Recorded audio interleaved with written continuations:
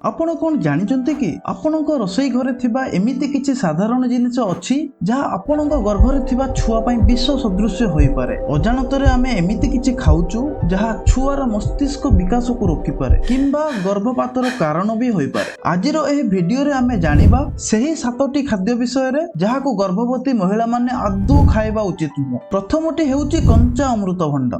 ଗାଁ ଗହଳିରେ ଆମେ ସମସ୍ତେ ଶୁଣିଛୁ ଯେ ଅମୃତଭଣ୍ଡା ଖାଇବା ମନା। ଏହା ପଛରେ ବିଜ୍ଞାନ ରହିଛି। କଞ୍ଚା ବା ଅଧା ପାଚିଲା ଅମୃତଭଣ୍ଡାରେ ଲାଟେକ୍ସ ଥାଏ ଯାହା ଗର୍ଭାଶୟ ସଂକୋଚନ କରି ଗର୍ଭପାତ କରାଇପାରେ। ଦ୍ୱିତୀୟରେ ଅଧା ରନ୍ଧା ହୋଇଥିବା ଅଣ୍ଡା ବା ମାଂସ।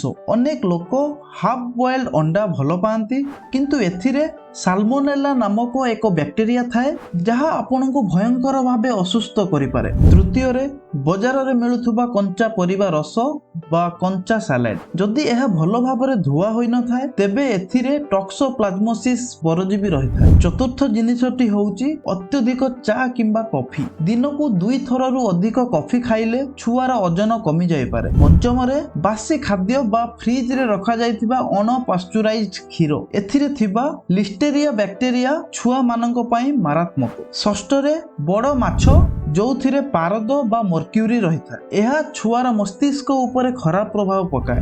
ଶେଷରେ ପାଇନାପଲ୍ ବା ସପୁରୀ। ଏଥିରେ ଥିବା ବ୍ରୋମେଲେନ୍ ଏଞ୍ଜାଇମ୍ ପ୍ରାଥମିକ ଅବସ୍ଥାରେ ସମସ୍ୟା ସୃଷ୍ଟି କରିଥାଏ। ମନେ ରଖନ୍ତୁ, ଆପଣ ଯାହା ଖାଉଛନ୍ତି ତାହା ସିଧାସଳଖ ଆପଣଙ୍କ ଛୁଆ ପାଖକୁ ଯାଉଛି। ତେଣୁ ସତର୍କ ରୁହନ୍ତୁ। ଯଦି ଆପଣଙ୍କୁ ଏହି ସୂଚନା ଭଲ ଲାଗିଲା ତେବେ ଅନ୍ୟ ଗର୍ଭବତୀ ମହିଳାମାନଙ୍କ ସହିତ ଏହାକୁ ସେୟାର କରନ୍ତୁ ଏବଂ ଆମ ଚ୍ୟାନେଲକୁ ସବସ୍କ୍ରାଇବ କରନ୍ତୁ।